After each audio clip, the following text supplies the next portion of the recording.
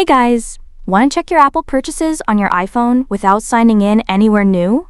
You're in the right spot. In this video, I'm going to show you 2 super easy ways to do it. Method 1, through the App Store. First, open up the App Store on your iPhone. Then tap on your profile picture in the top right corner. Right here, tap Purchase History.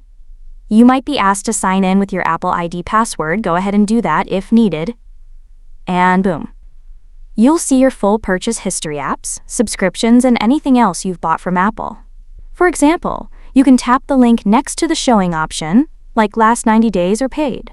From there, you'll get filter options to sort your purchases by date range, cost, and type of item. It's a super easy way to quickly find the exact Apple purchase you're looking for. Method 2, using the Settings app. Step 1, open the Settings app. Step 2, tap on your name at the top. Now tap Media and Purchases, then hit View Account. You might need to use Face ID or your passcode here. Just follow the prompt.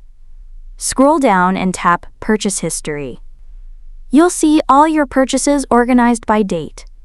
Want to see more info? Tap on any item to view the details. And if you're looking for subscriptions, just go back and tap on Subscriptions from that same account screen.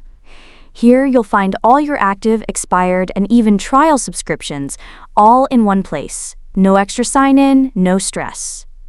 And that's it. Super quick and simple. If this helped you out, hit that like button. Want to see more iPhone tips like this? Don't forget to subscribe and stick around for more. Thanks for watching. Catch you in the next one.